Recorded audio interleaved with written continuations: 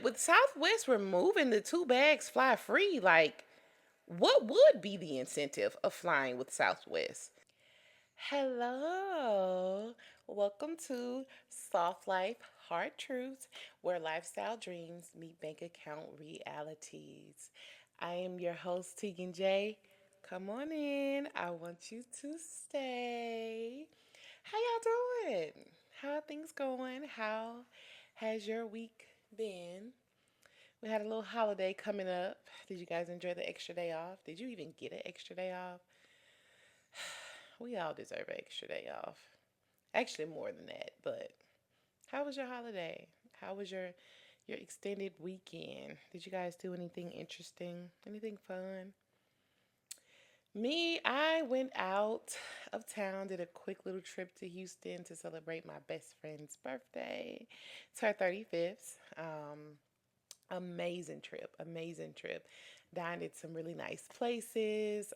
Stayed at her sister's beautiful, gorgeous home. Did a lot of different activities. Her sister like really laid things out for us. It was an amazing time. So I cannot complain. I cannot complain about this past week or my past couple of days. Things have been pretty cool. So yeah, I won't complain. Yeah. So let's get into these topics, y'all. What are we gonna talk about today?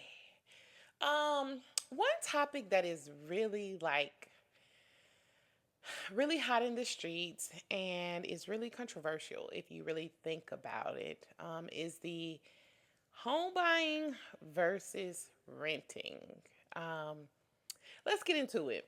So, I don't know if you guys have seen all throughout social media a lot of people posting about how their escrow accounts have forced their payment to increase. So maybe where they was paying a $1,500 mortgage, they're now paying like 2,500.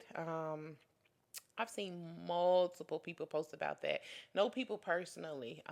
I've even went through it myself personally. I got a notification a couple of weeks ago from my mortgage company that, hey, your account is about your payments are about to increase. So let's get into it. Let's talk about it, right? Um, you have pros and cons with everything that you do. Home buying versus renting. Let's tackle each one of those, right? So we know that when you're renting, 9 times out of 10, the only thing that's required is maybe your first month's rent and maybe a deposit. I have not encountered any apartment complexes that require 1 month's rent for the deposit. Um, so it really normally is like around $500. That's even if you have to pay a deposit. When I was living in apartments, there wasn't a deposit required. It was, hey, we're doing this credit check, making sure that you're good. You make 3 times the rent, you can move on in. But I do know deposits are a thing now. Now you will have to pay a deposit when you are renting a home, like a house or a duplex, a condo, or something like that. But as far as apartment complex, you really don't have to pay a huge deposit to get in, unless like you're given like a second chance leasing opportunity or something where your credit's bad, you've had evictions, and they want you to pay a little extra. So versus that's what it takes to get into apartment, right? You need your first month's rent, you might need a small deposit, that'll get you in the door. Versus when it's time for you to buy a home, there is a lot that comes with it. In order for you to even get into the home, you have to one start the process off by what we call option period money and earnest money. That is before you can even this is what is required to take the home off the market when you're interested in it, right? We haven't even gotten through the process where you've signed the papers and you're handed the keys. This is just to get the house off the market. And I'm actually going to have a real estate agent come on and walk you guys through the home buying process to give you more details. That'll be one of my upcoming guests. So stay tuned for that.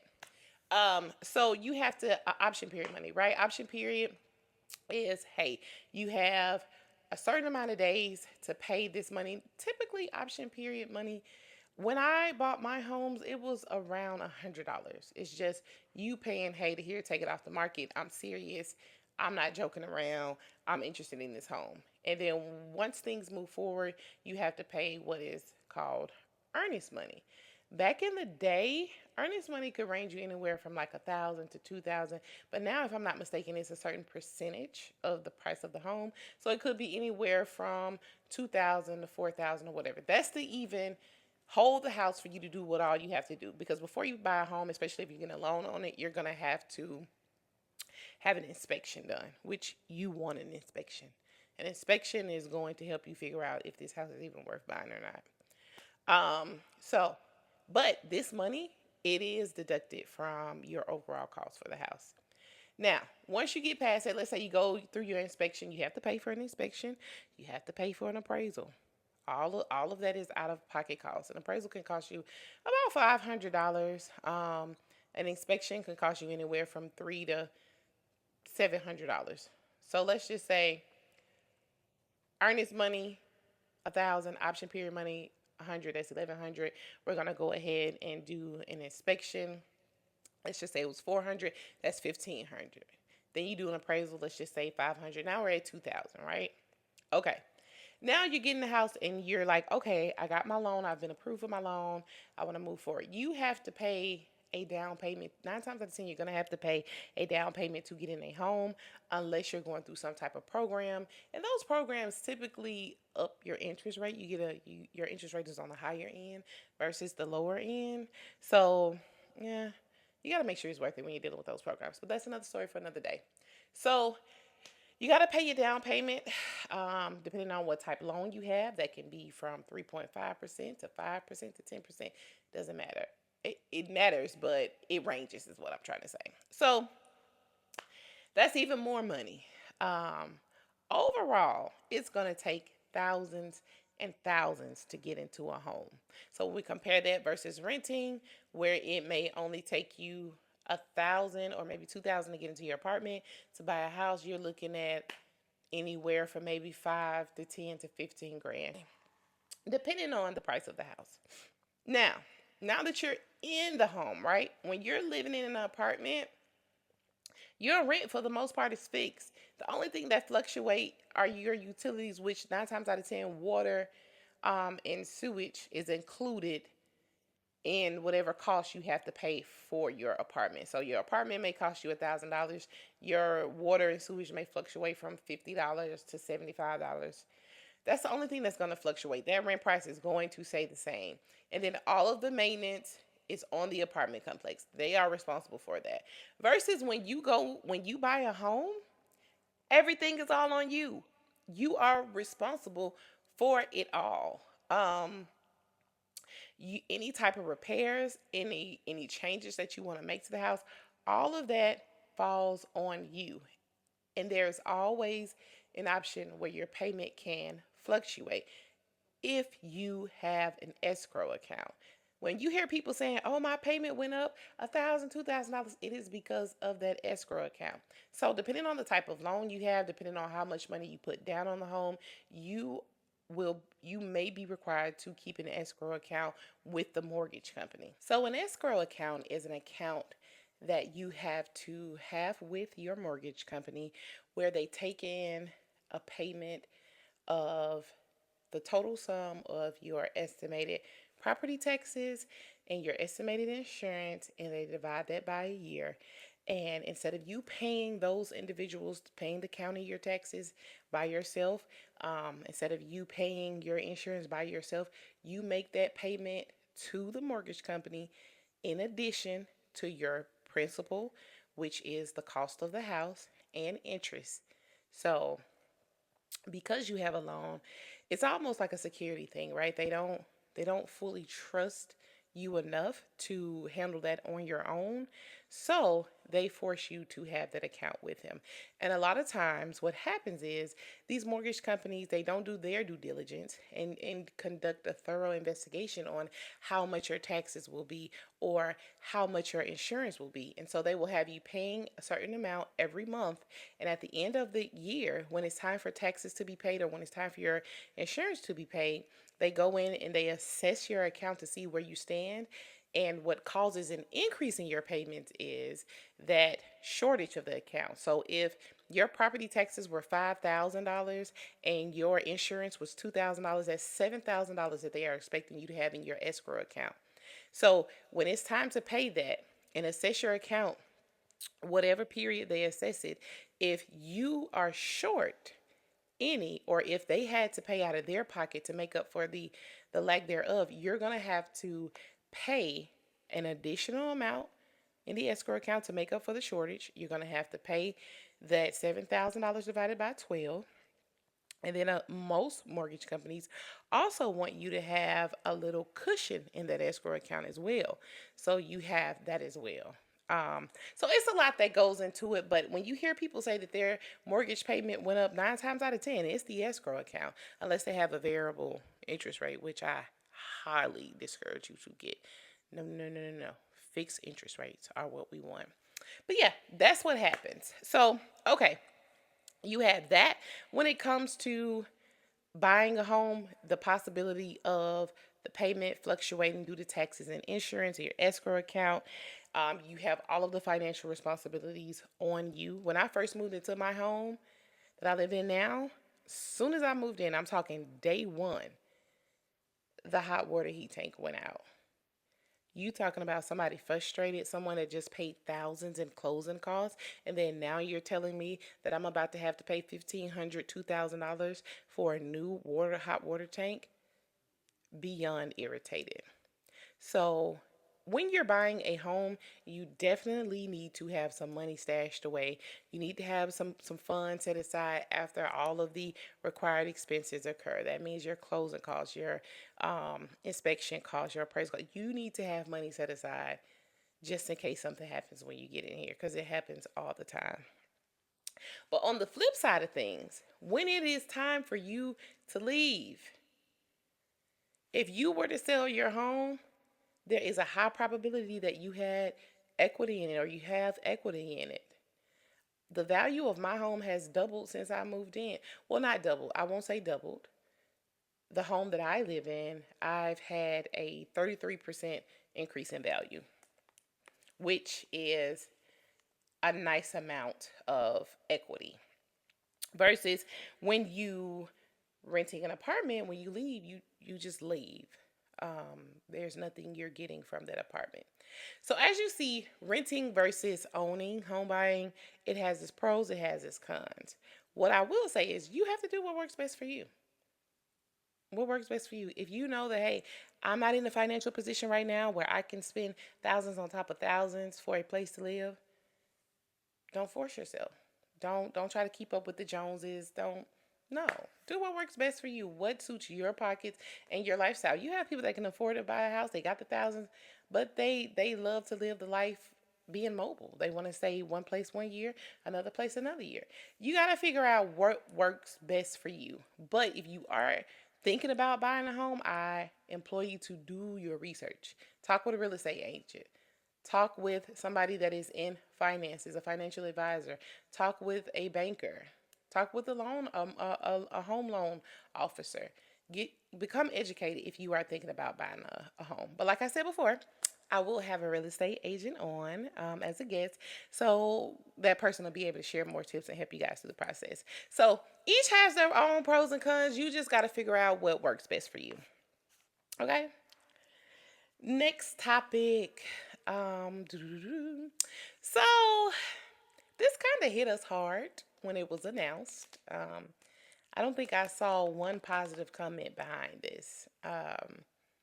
It is Southwest Airlines ending their two bags fly free. I think that is a huge disappointment to many of their customers, because Southwest was known as the airline where you don't have to worry about luggage, right? You know that your first two bags are free. That is not something you have to bake into your travel costs. It was the incentive to kind of book with Southwest Airlines. Um, I know personally speaking that when I would look at the cost of a Southwest flight versus the cost of an American Airlines flight lately, like within this past year, Southwest has been more expensive than American Airlines. But if it made sense, a lot of people would say, well, okay, I'll go ahead and I'll get with Southwest because at least I know the luggage is taken care of, which would save a person a lot of money, especially if they're like families traveling. You have multiple luggages you need to carry with you. That would make sense, right? But with Southwest removing the two bags fly free, like what would be the incentive of flying with Southwest? Southwest does not have first class cabin. Unlike American or Delta, like you can't fly first class. And I'm not sure if they are doing away with the seat choices, but there aren't assigned seating. I mean, what would really be the incentive? I am unsure. Can y'all let me know in the comments what would be your incentive for picking Southwest over American or Delta? Picking Southwest over any other airline when their prices are the same or even more. Like what is there anybody out there that just loves Southwest? Like they are just the perfect airline to them? Please let me know because I am curious to see how this is going to pan out for them. Because they are expecting to bring in 1.5 billion in revenue annually just for charging people for their luggage. I am curious to see if they meet that goal. Like I'm going to be watching them very closely because I don't believe that they will meet that goal. A lot of people only chose Southwest due to the free luggage. I've never heard of Southwest being the premium airline. I could be wrong. Hey, and I know that some places Southwest is a hub, right? But I just don't know. I just don't know. So the first bag, the the promotion or whatever you want to call it, the free bag, the two free bags, that ends on May 28th. So after May 28th, you're going to have to pay for all of your luggage. The first bag is going to be $35 and then the second bag is going to be 45. Yeah. Um we'll see how that turns out for Southwest. Let me know what you guys think in the comments. Mm. Next topic. This celebrity recently released this statement. I'm not sure if it was an interview or came out of a magazine journal. I'm not sure, but Keke Palmer stated that she lives below her means. And I could have just jumped for joy for a celebrity to come out and say that. And here is why, y'all. Living below your means is so underrated. It is so underrated. You are looking at somebody that severely lives below their means. And I mean in every aspect, right? I could be pushing the newest Mercedes Benz that I wanted. I could be living in a huge house, multi level house, all of that. But no, I chose and I choose to live below my means right now. So, guys, have you guys heard of the term delayed gratification? It's exactly how it sounds. You delay your gratification to later. And so, what that looks like is this has always been my mindset. I'm going to do what I have to do now so that I can do what I want to do later. And for me, that looked like tightening up on my finances right now, stacking my money so that later on, whatever car I want, I got more than enough money in the bank to go get it. Whatever house I want, I got more than enough money in the bank to go get it. All of that comes from living below my means. So instead of throwing away 800, $900 on a car payment right now, I'm keeping the car I have. I'm going to ride it until the wheels fall off. That allows me to stack up even more money to get the car. Giving me the opportunity to even pay for it cash. Living below my means for me looks like driving my paid off car, right? Living in my smaller home, even though I have a desire for a larger home, I know that I can get that later. I'm going to deal with this now so that I can live how I want later. That looks like doing a lot of my own beauty maintenance. I feel like a lot of these service providers are overpriced, and we'll get into that on another episode. I feel like that a lot of them are overpriced, so a lot of my beauty services I will do myself. That looks like me doing my own nails, doing my own lashes, sometimes even doing my own hair. That's what that looks like. It looks like yes, I can afford cable, but what's the point of that? Let me I pay for Amazon Prime. So let me just turn on Prime and have some background shows going. It's holding off on all of this extra unnecessary spending and getting a tighter grip on your money, a tighter grip on your budgeting, so that later on down the line, even if you have major expenses come up, it can be taken care of. It gives yourself the opportunity to, in 10 years from now, oh man, do I want that new Mercedes, or do I want the Porsche? Like, you get options now because you've put in the work, you've stacked your money, and you're in a situation to where you can literally have whatever you want without a strain on your finances.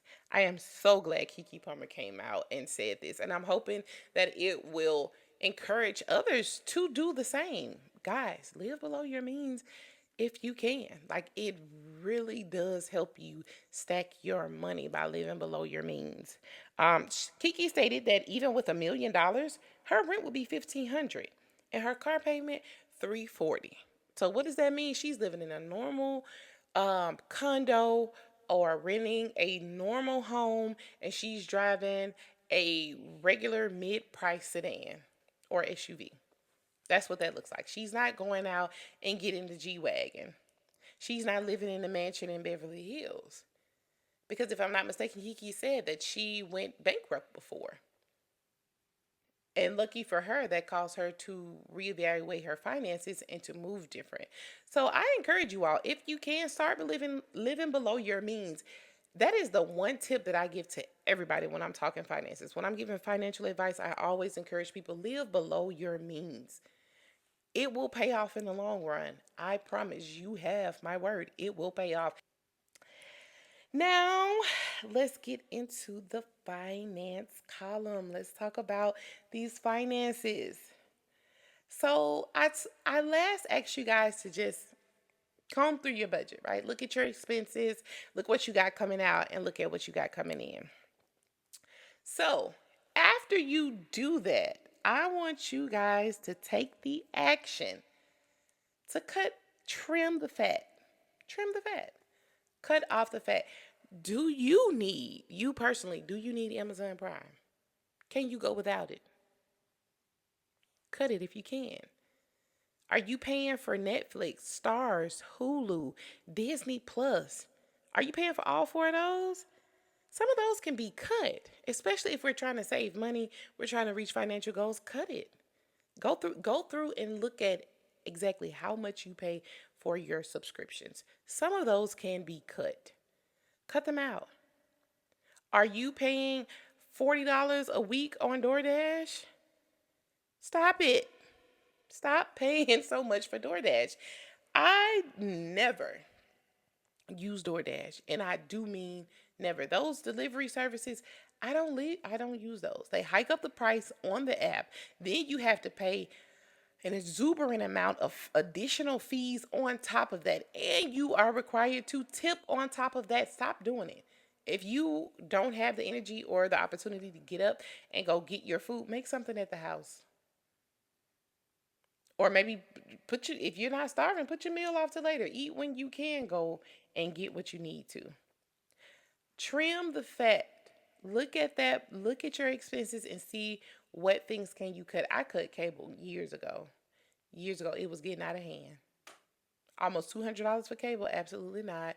I don't think I've had cable since maybe 2013, 2014, and that's a heavy on the maybe.